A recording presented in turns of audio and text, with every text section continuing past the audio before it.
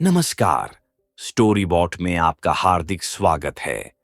आज हम आपके लिए लेकर आए हैं मुंशी प्रेमचंद की लिखी कहानी खून सफेद। चैत का महीना था, लेकिन वे खलियान जहां अनाज की ढेरियां लगी रहती थीं, पशुओं के शरणास्थल बने हुए थे।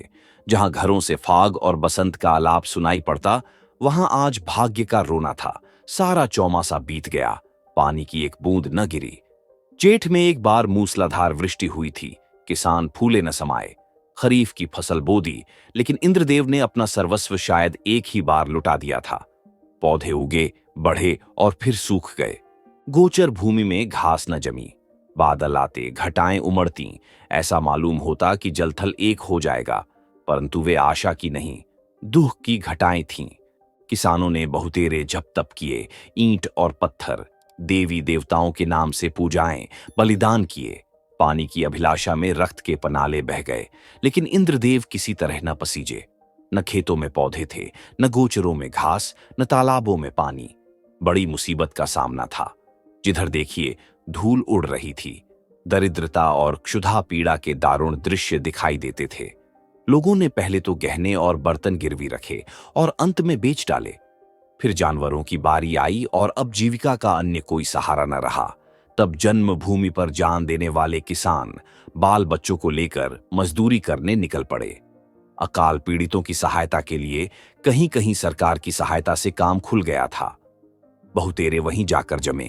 जहां जिसको सुविधा हुआ वह उधर ही जा निकला। संध्या का समय था।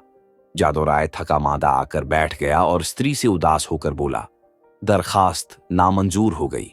ये कहते कहते वह आंगन में जमीन पर लेट गया। उसका मुख पीला पड़ रहा था और आंतें सिकुड़ी जा रही थीं। आज 2 दिन से उसने दाने की सूरत नहीं देखी। घर में जो कुछ विभूति थी, गहने कपड़े, बर्तन भांडे, सब पेट में समा गए। गांव का साहूकार भी पतिव्रता स्त्रियों की भांति आंखें चुराने लगा। केवल तकाबी का सहारा था, उसी के लिए दरखास्त दी थी, लेकिन आज वह भी नामंजूर हो गई। आशा का झिलमिलाता हुआ दीपक बुझ गया। देवकी ने पति को करुण दृष्टि से देखा। उसकी आंखों में आंसू उमड़ आए। पति दिन भर का थका मांदा घर आया है, उसे क्या खिलाए। लज्जा के मारे वह हाथ पैर धोने के लिए पानी भी न लाई। जब हाथ पैर धोकर आशा भरी चितवन से वह उसकी ओर देखेगा, तब वह उसे क्या खाने को देगी। उसने आप कई दिन से दाने की सूरत नहीं देखी थी, लेकिन इस समय उसे जो दुख हुआ वह क्षुधातुरता के कष्ट से कई गुना अधिक था। स्त्री घर की लक्ष्मी है। घर के प्राणियों को खिलाना पिलाना वह अपना कर्तव्य समझती है, और चाहे यह उसका अन्याय ही क्यों न हो, लेकिन अपनी दीनहीन दशा पर जो मानसिक वेदना उसे होती है वह पुरुषों को नहीं हो सकती। हठात उसका बच्चा साधो नींद से चौंका और मिठाई के लालच में आकर वह बाप से लिपट गया।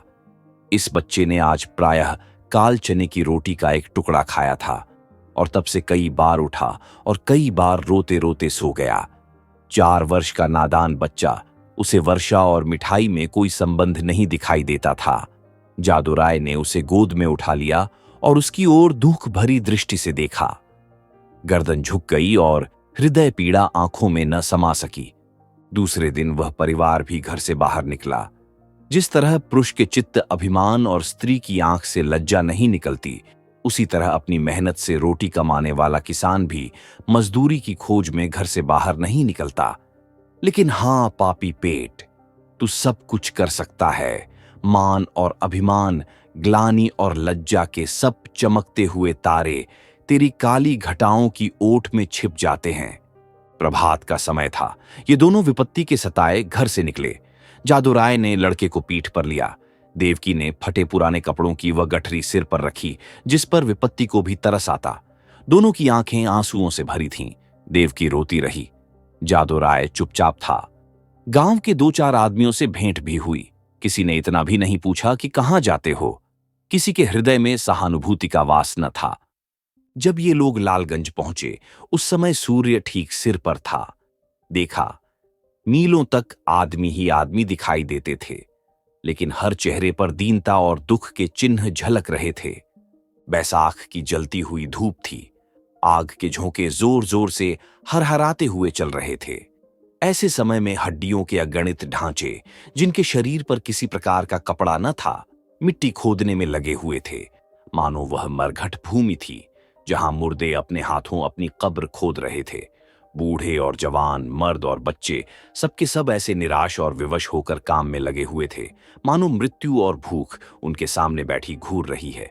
इस आफत में न कोई किसी का मित्र था, न हितु।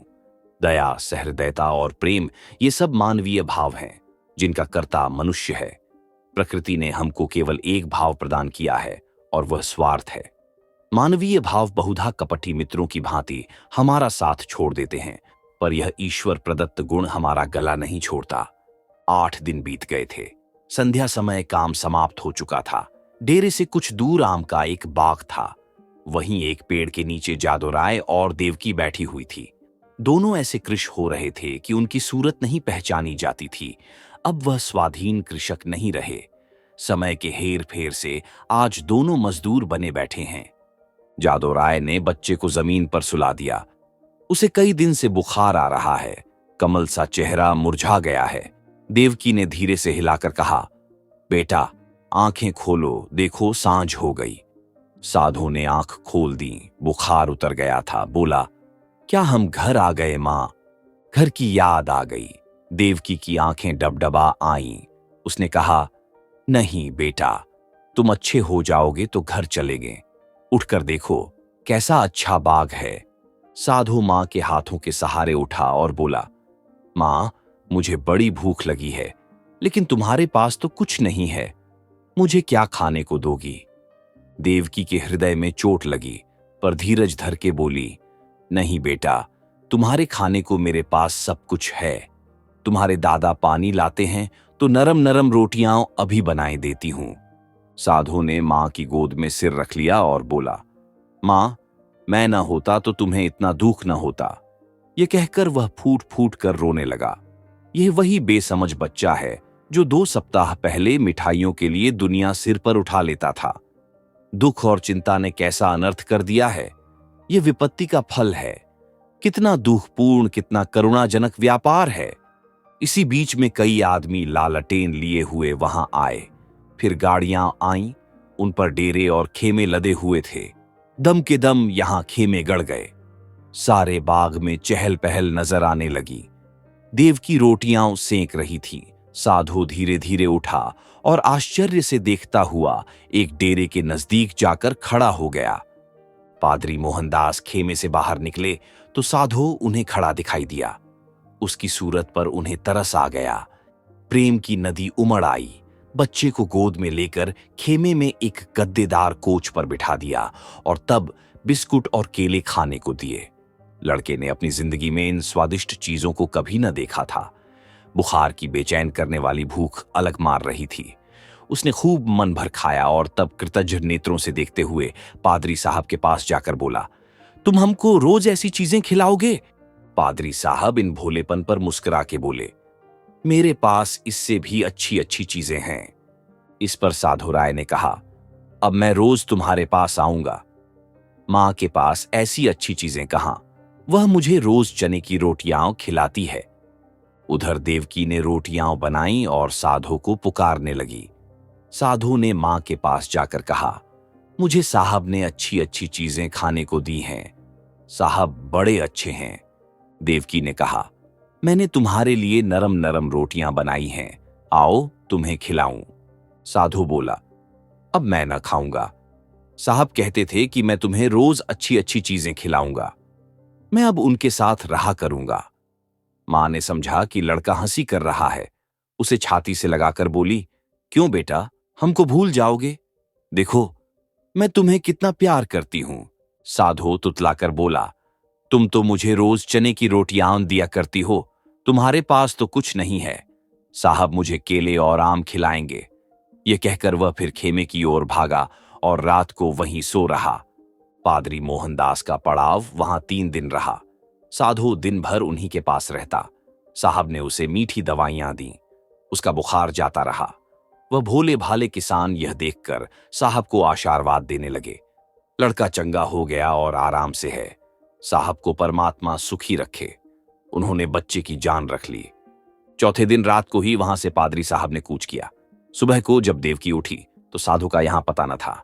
उसने समझा कहीं टपके ढूंढने गया होगा, किंतु थोड़ी देर देखकर उसने जादू राय से कहा, लल्लू यहां नहीं है।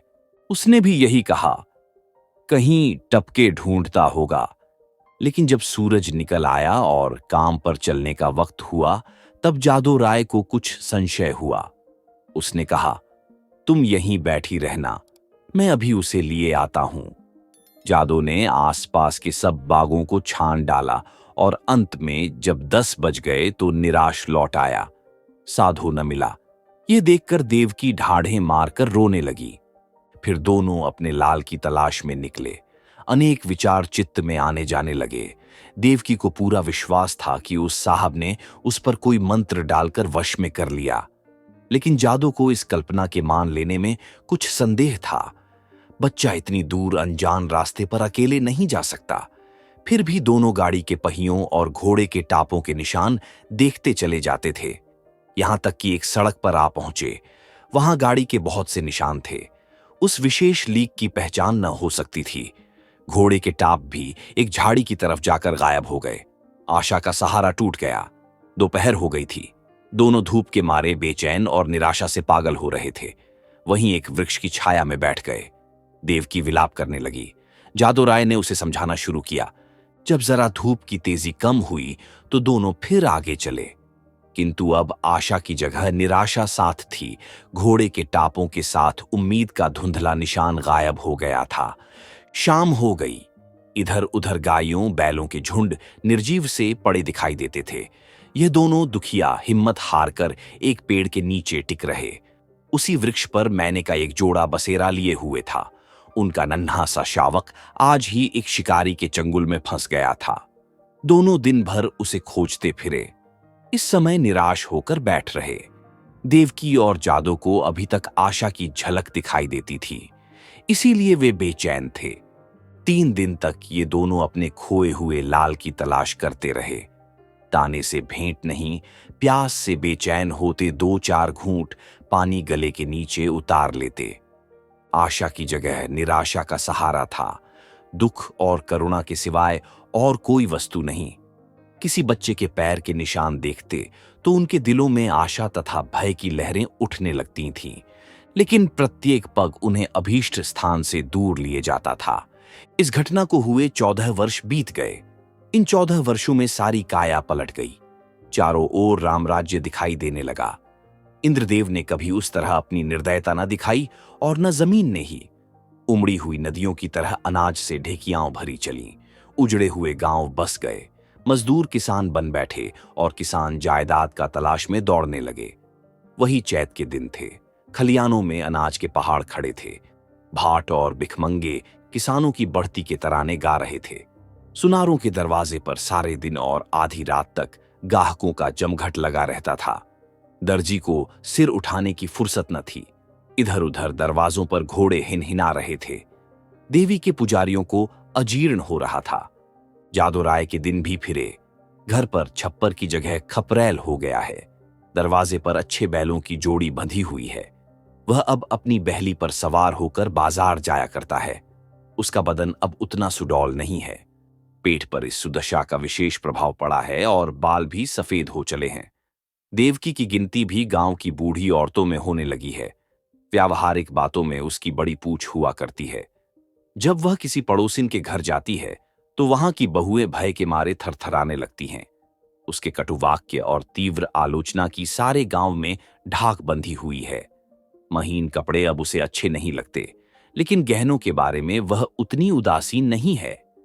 उनके लिए जीवन का दूसरा भाग इससे कम उज्जवल नहीं है। उनकी 2 संतानें हैं। लड़का माधो सिंह अब खेती बाड़ी के काम में बाप की मदद करता है। लड़की का नाम शिवगौरी है। वह भी मां को चक्की पीसने में सहायता दिया करती है और खूब गाती है। बर्तन धोना उसे पसंद नहीं, लेकिन चौका लगाने में निपुण है। गुड़ियों के ब्याह करने से उसका जी कभी नहीं भरता। आए दिन गुड़ियों के विवाह होते रहते हैं। हाँ, इनमें किफायत का पूरा ध्यान रहता है। खोए हुए साधु की याद अभी बाकी है। उसकी चर्चा नित्य हुआ करती है और कभी बिना रुलाए नहीं रहती। देवकी कभी कभी सारे दिन उस लाडले बेटे की सुध में अधीर रहा करती है। सांझ हो गई थी। बैल दिन भर के थके मांदे सिर झुकाए चले आते थे। पुजारी ने ठाकुर द्वारे में घंटा बजाना शुरू किया। आजकल फसल के दिन है, रोज पूजा होती है। जादू राय खाट पर बैठे नारियल पी रहे थे।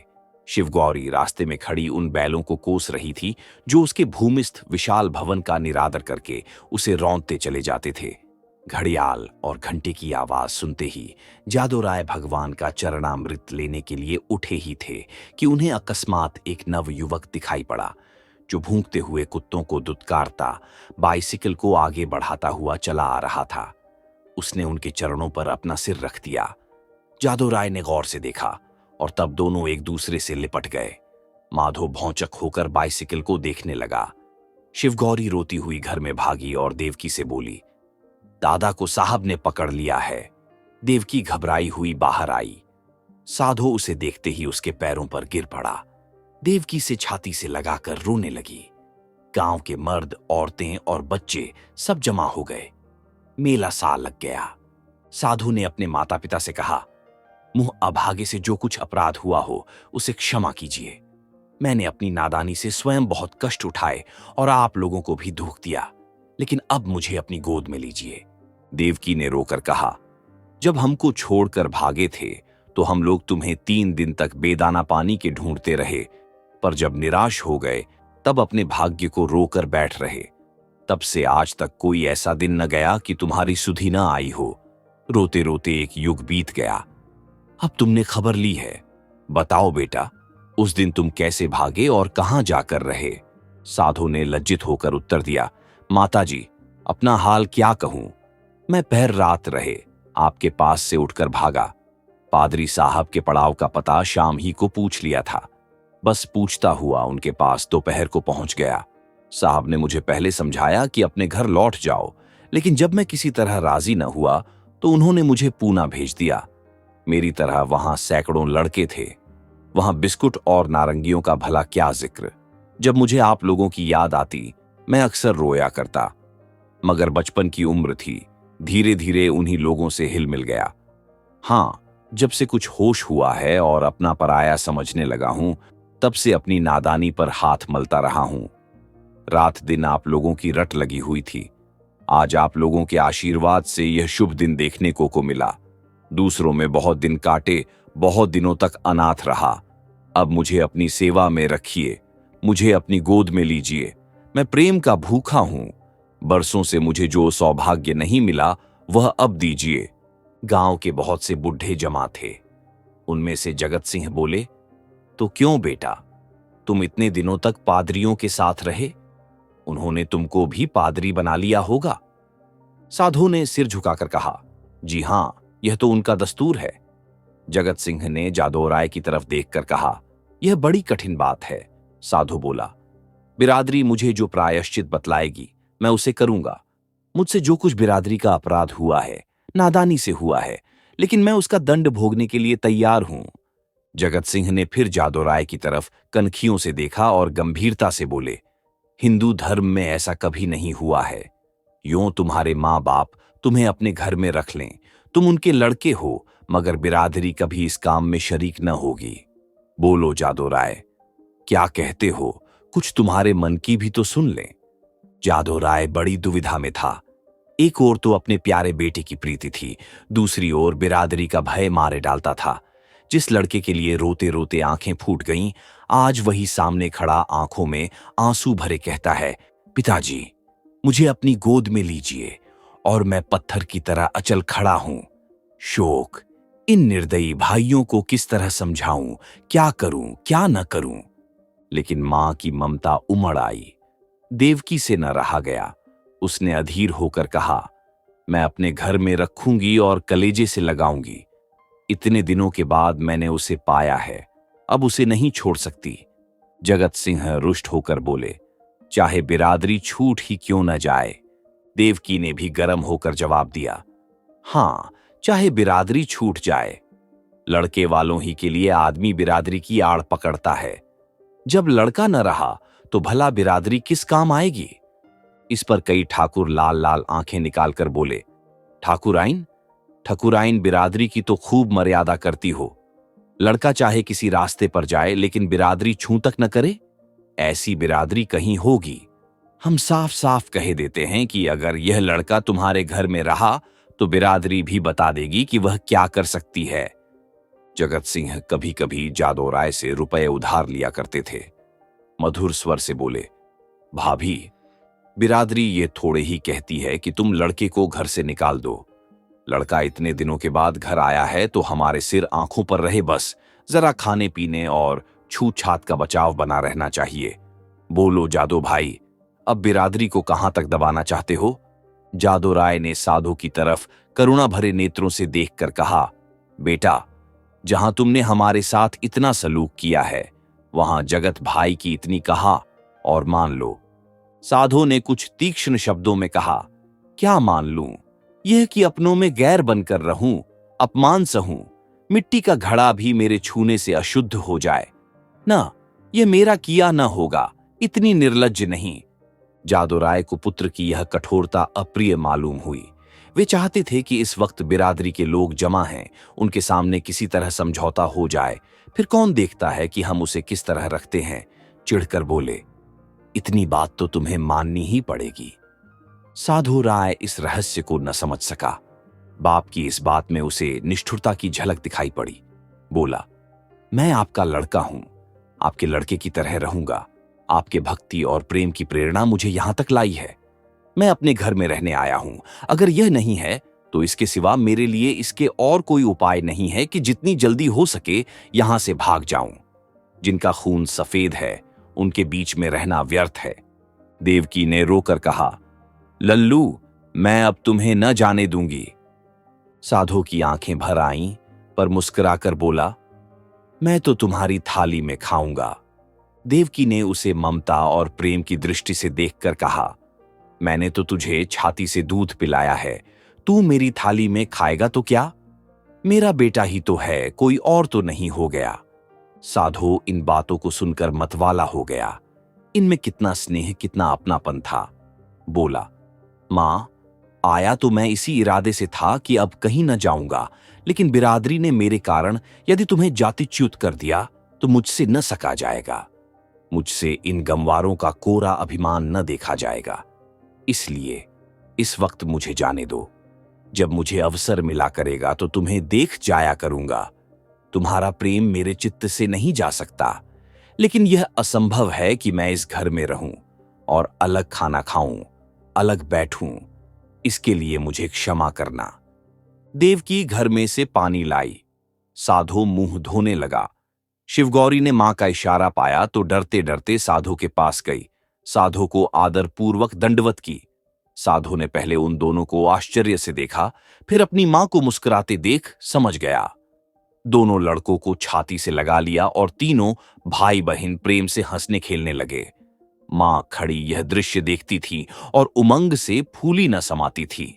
जलपान करके साधु ने बाइसिकल संभाली और मां बाप के सामने सिर झुकाकर चल खड़ा हुआ। वहीं जहां से तंग होकर आया था, उसी क्षेत्र में जहां अपना कोई न था। देवकी फूट फूट कर रो रही थी और जादो राय आंखों में आंसू भरे, हृदय में एक ऐंठन सी अनुभव करता हुआ सोचता था, हाय मेरे लाल, तू मुझसे अलग हुआ जाता है। ऐसा योग्य और होनहार लड़का हाथ से निकला जाता है, और केवल इसलिए कि अब हमारा खून सफेद हो गया। अगर आपको यह कहानी पसंद आई हो तो लाइक करें, कमेंट करें और स्टोरी बॉट चैनल को सब्सक्राइब करना न भूलें।